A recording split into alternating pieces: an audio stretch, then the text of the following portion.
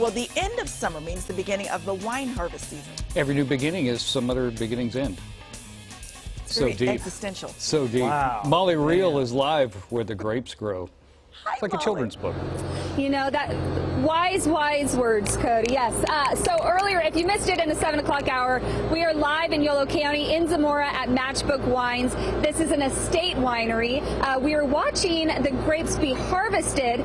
Now we are on the crush pad, seeing them basically get crushed, right? And if you watched in the 7 o'clock hour, you know we kind of got trapped in a storm of grapes, so we came prepared this time.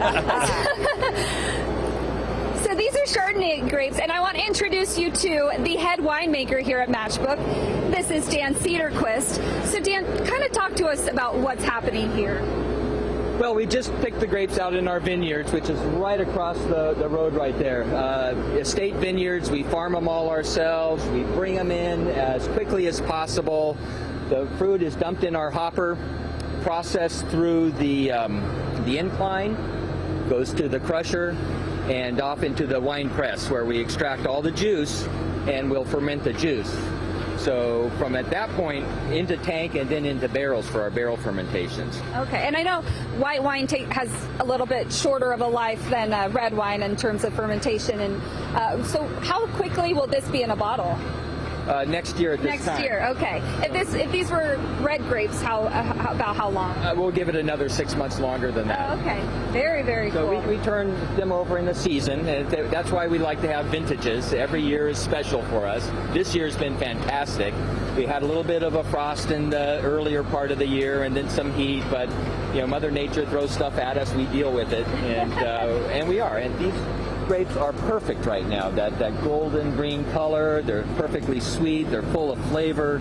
I'm excited about this batch. This is going to go probably into our reserve tier, which is our Arsonist Chardonnay. Okay. Yeah, that's what always fascinates me, especially with bigger wineries like Matchbook, is you have these grapes and you have a bunch of different labels. You're not exactly sure what label, what bottle this will fall under yet. No, there's a lot that happens, and the fermentation can go any direction that it can, and we try to guide it to the best possible way.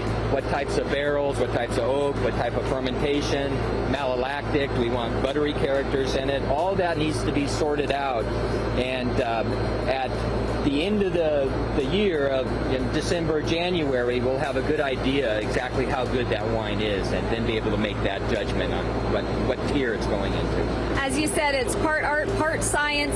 You know, as a winemaker, as a head winemaker here, how important is it to you that it is estate wine, meaning from growing the grapes to bottling, it's all done on the property? Oh, it's a huge amount of importance for us because we can control every aspect of it. I can tell the vineyard crews when to pick on a moment's notice. They might not like it if I'm saying, hey, we got to pick this tomorrow. But we're able to scramble if something goes wrong. If I have an open tank that I need to get something in, if we have a heat wave or if we have a rainstorm coming, we can jump on things and get them in here right away. And that really protects the quality of the wine. Well, I'll tell you what, anyone who's had Matchbook wines, you guys know what you're doing. You certainly know what you're doing. So I guess what we should do now, you guys, is say goodbye to these little Chardonnay grapes. I know we're standing in the splash zone, but I think we're doing okay.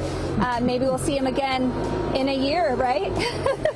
We'll see you soon. I love the winemaking process. This is very cool. See you soon. See you soon. Goodbye. Bye. Back to you. Thanks, Molly.